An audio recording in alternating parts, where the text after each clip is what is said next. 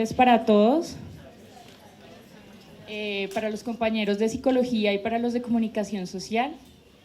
Mi nombre es Nancy Súa, hice mi práctica profesional en el diario El Espectador. Les voy a compartir unos periódicos para que vayan siguiendo conmigo pues lo que es mi participación allí en este lugar y la explicación que les voy a dar ahorita.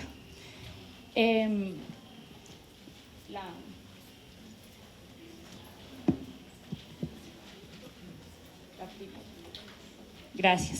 Yo titulé mi sistematización como la puesta en escena de un comunicador y su migración de la academia al campo profesional.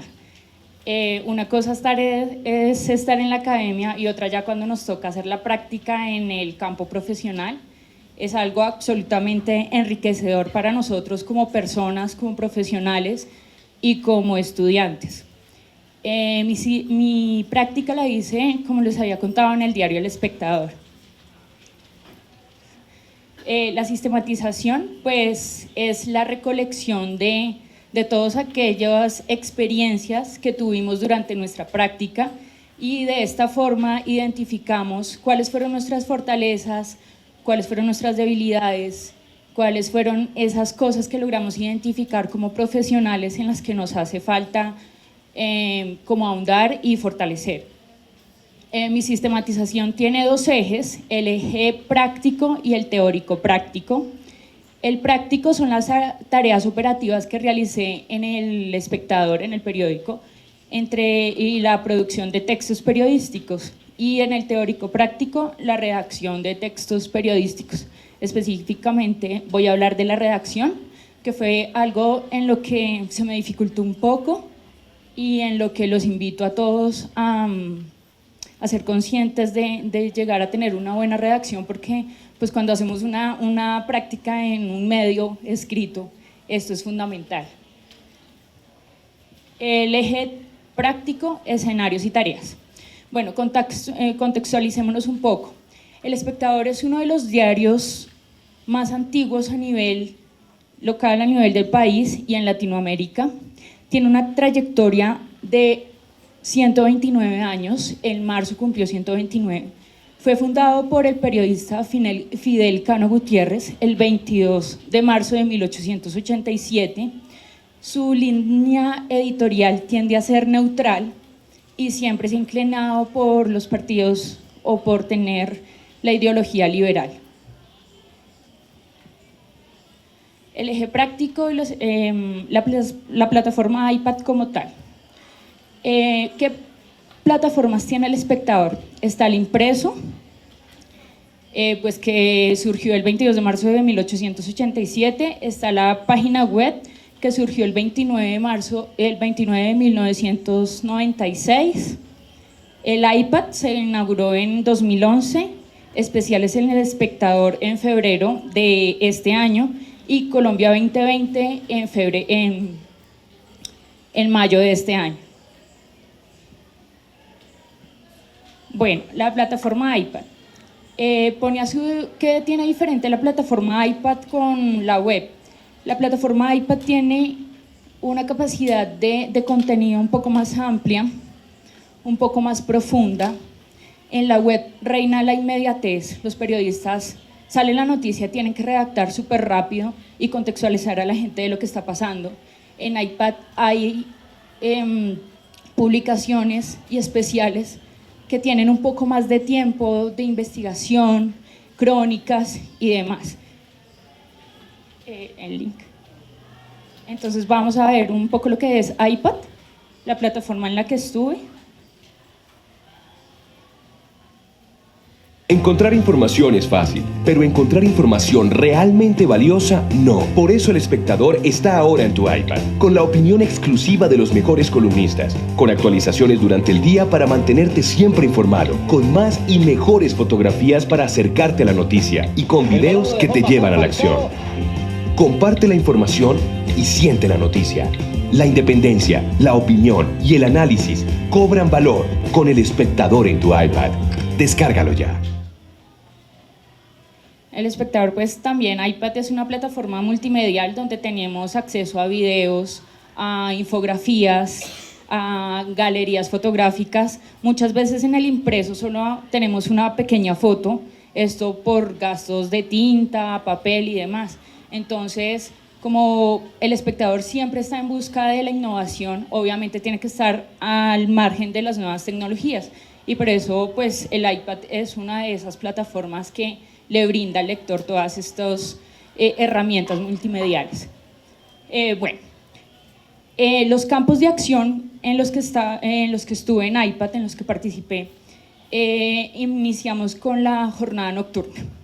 La jornada nocturna empezaba a las 3 de la tarde y terminaba tipo 11 de la noche, 11:30, cuando el periódico cerraba. Entonces, ¿qué había que hacer? Las tareas, la primera era la actualización. La actualización era, por lo general se tenían un tópico de 10 notas que eran escogidas en consejo de redacción, y esas 10 notas había que llegar a contextualizarlas si había una noticia de última hora o si había algo que hubiese sucedido en el transcurso de la mañana. Tocaba llegar, volver a redactar y colocarle como ese ingrediente nuevo que había pasado. Y luego a las 5 de la tarde esa actualización tenía que estar lista para el lector. Entonces, en esa actualización, además de redactar textos, de cortar fotografías, de editarlas, de arreglar los pies de página, tenía que estar lista a las 5 de la tarde, que es cuando estaba ya al aire para el lector. La otra tarea era subir el impreso de la edición matutina. El impreso es los ejemplares que algunos de ustedes tienen en la mano. Esa es la versión impresa. Eso llegaba en un software, en un programa, y nosotros teníamos que tomar cada cosita de esas y subirla a la plataforma iPad. Entonces, la actualización, entonces, como les dije, era la edición de textos y fotografías, redacción de textos nuevos, y dentro de la jornada diurna estaba la reportería. Voy a explicarles entonces en qué consistía la tarea de subir el impreso. El impreso es guardar textos en la estructura de la edición de la plataforma iPad. Ahí están las notas, las columnas, los balcones, las fotografías y las caricaturas. Entonces, así como ustedes tienen el impreso en las manos, vamos a ver cómo algunas diferencias cuando se sube a la plataforma de iPad. Entonces, en la parte superior, lo azul, eso lo conocemos como el folio de cada sección. El periódico El Espectador tiene un variado y amplio gama de secciones. La que yo traje acá para explicarlo se llama el tema del día. En la parte derecha tenemos la fecha de edición y de publicación. Esta la tomé del periódico del jueves 11 de agosto del 2016 en la edición matutina.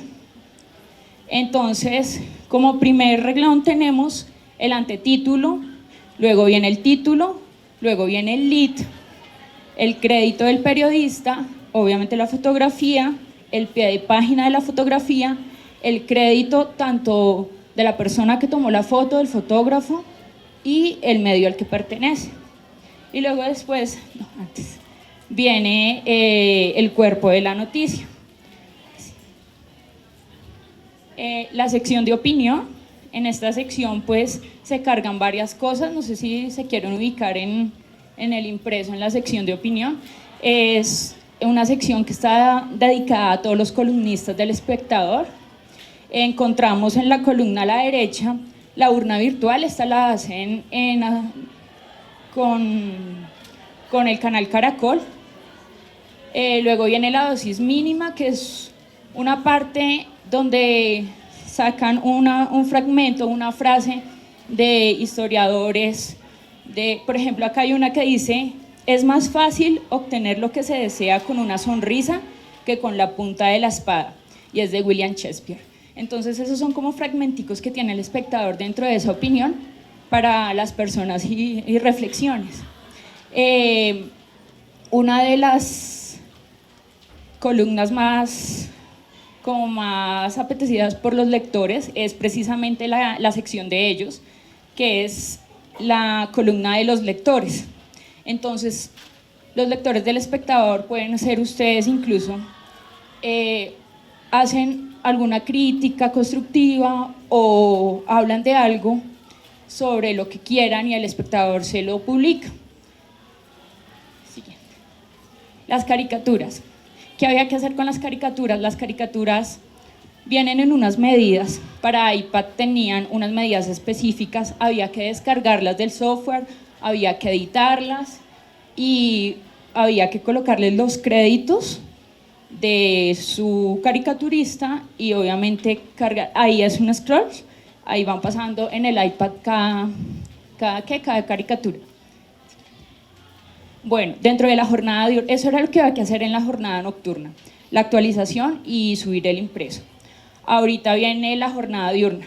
En la jornada diurna teníamos que hacer reportería. Dentro de hacer reportería teníamos que proponer un tema. Proponer un tema en un periódico no es fácil. Uno piensa que llega con miles de ideas y piensa que su tema es nuevo o que su tema es el mejor.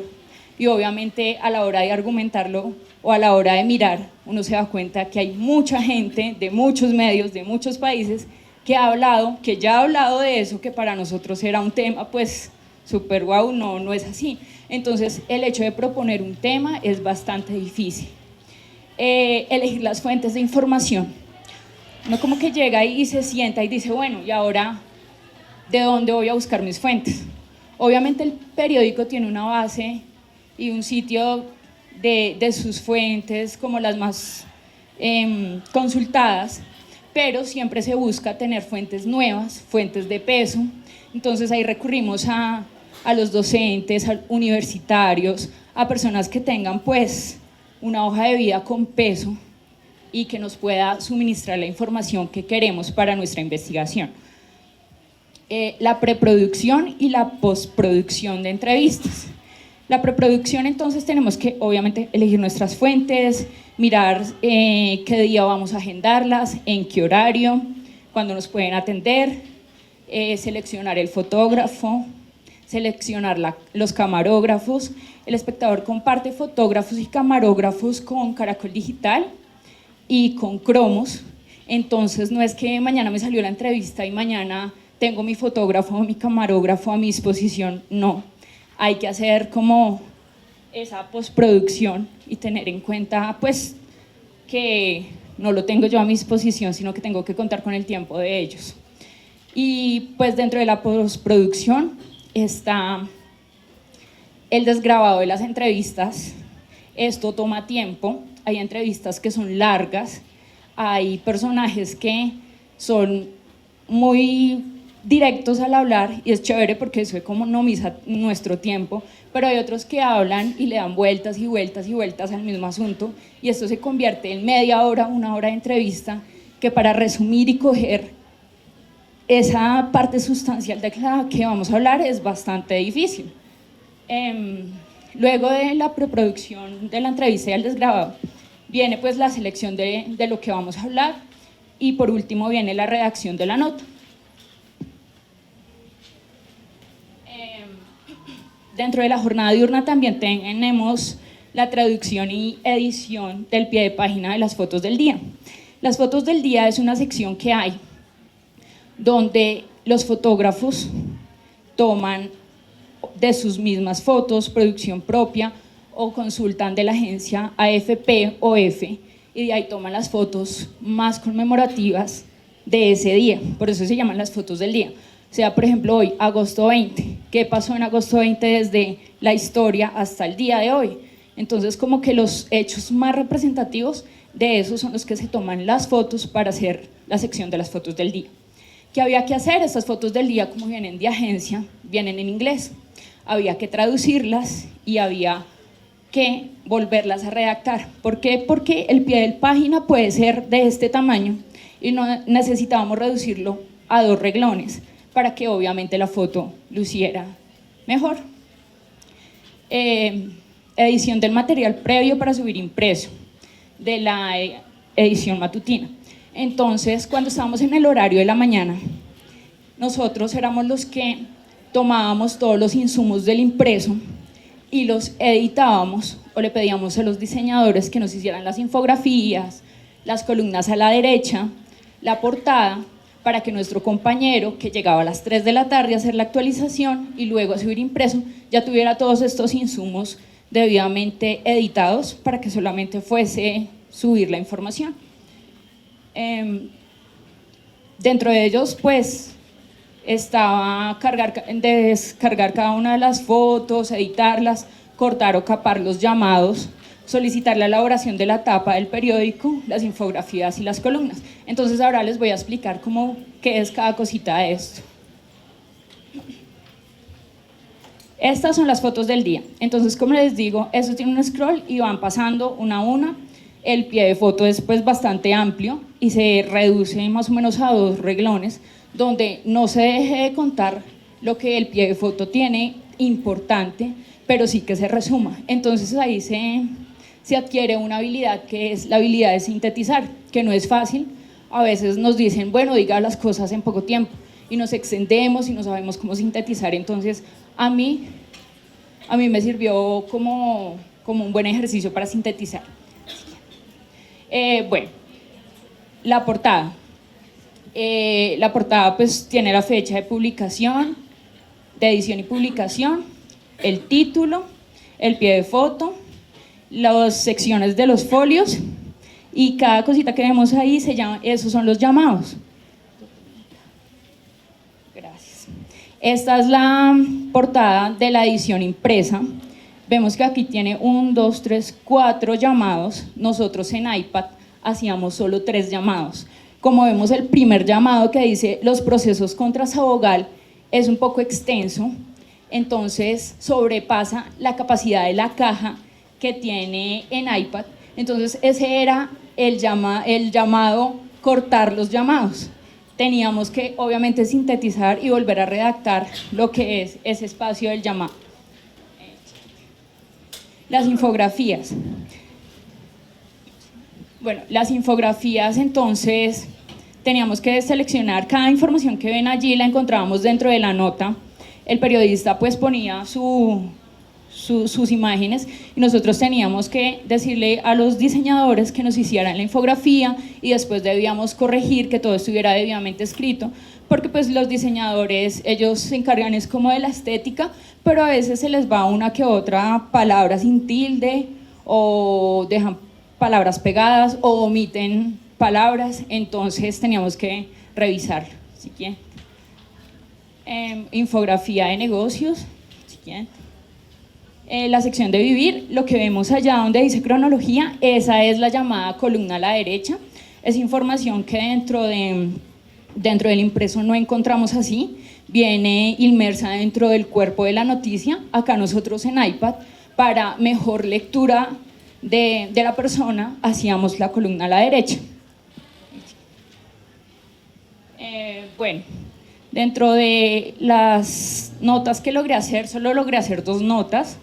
Me fui por el tema de los artículos. Como vemos, es un género periodístico y se encarga de dar a conocer un hecho, de transmitir información, de dar conocimientos. Las 2 publicaciones que logré hacer en este medio fueron Ovnis en la Peña de Huayca. Tuve la oportunidad de que me dieran un llamado, acá lo ven, el llamado de Ovnis en la Peña de Huayca. Acá se llamaba La Magia de Tabio. Como su nombre lo dice, es un llamado al lector donde lo ubica, donde le da un abrebocas de lo que se va a tratar la nota y lo ubica en la página.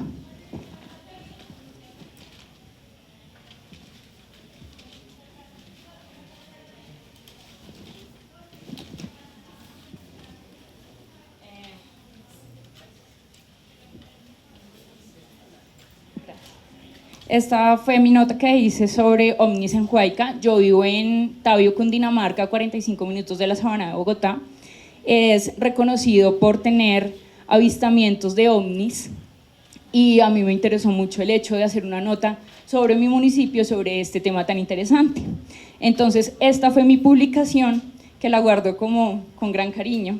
Aquí tenía el título de Ovnis en Huayca y el antetítulo era Más allá de la naturaleza y de la ficción. Si nos vamos al otro link, no. No, el que está cargado, el siguiente.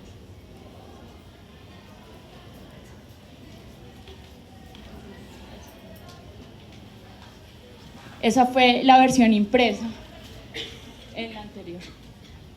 Y ya en iPad, arriba, baja. Ya en iPad y en web, pues ya aparece así. Obviamente ya no, lo que es iPad y web no manejan la foto del periodista, eso solamente es un tema romántico que se maneja en el impreso. Si ustedes ven, todas las notas tienen la foto del periodista, el mail. Ya en iPad, en web, ya no se maneja eso, solamente la firma. Y pues acá ya le cambiaron el título, si se dan cuenta. Ahí se llamaba La magia de Tabio en el impreso. En web se cambió a OVNIS en la Peña de Huayca, Cundinamarca. Entonces me decían, como para referenciar cómo las personas buscan en Google por palabras clave, obviamente mucha gente no va a decir la magia de Tabio y va a dar con mi artículo si no lo conoce. Mucha gente va a buscar por OVNIS o por Tabio. Entonces esa fue una forma y fue como la influencia para cambiarle en web el título a mi nota. El siguiente. Entonces acá ya pues está y viene el cuerpo de la noticia. Lo que no tenemos en el impreso solamente hay una foto, lo tenemos y nos lo proporcionan los medios multimediales, y es poder cargar una galería de fotos. Entonces yo acá pues hice una galería sobre las fotos y los hallazgos de ovnis que han habido, de las personas. Obviamente ahí abajo se encuentra el pie de foto. Y esta pues es una de las grandes diferencias y de las grandes ventajas que tienen los medios multimedia. La siguiente nota que logré hacer fue la alopecia en las mujeres. Esto es un tema que mucha gente no se percata de ver o no se toma el tiempo de darse cuenta, pero hoy en día pues por diferentes motivos como el estrés, la mala alimentación, etc., muchas de las mujeres perdemos el cabello constantemente. Entonces me pareció hacia arriba interesante hacer una nota sobre estos. Salió el fin de semana, ya no recuerdo el día, pero estuvo en el ranking de las 3 más leídas. Esa fue una infografía. Una infografía es como una manera de reducir un texto o una página de texto aburrido y lograr que la gente lo lea de una forma más didáctica. Esas fueron las 2 nóticas que logré hacer en el medio. Y ahora arriba en el DOF, en la 21.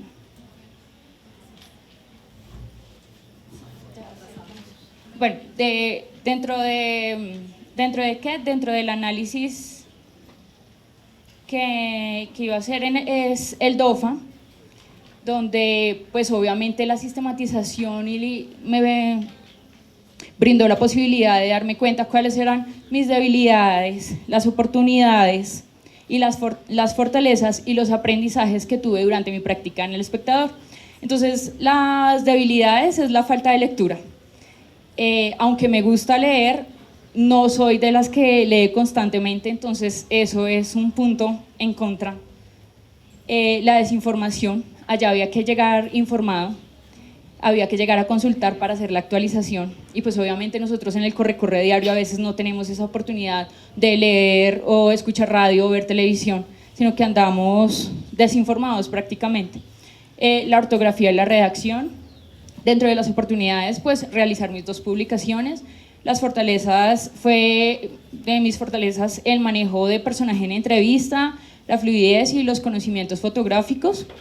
Y los aprendizajes fue la agilidad para la lectura, la detección de errores en textos, la capacidad de síntesis, criterio de habilidad para titular, mejora en la redacción y ortografía y hábito de consulta de medios. Ya ahorita siempre trato de consultar y estar informada antes de salir de casa, y antes pues no, como que no tenía esa fortaleza.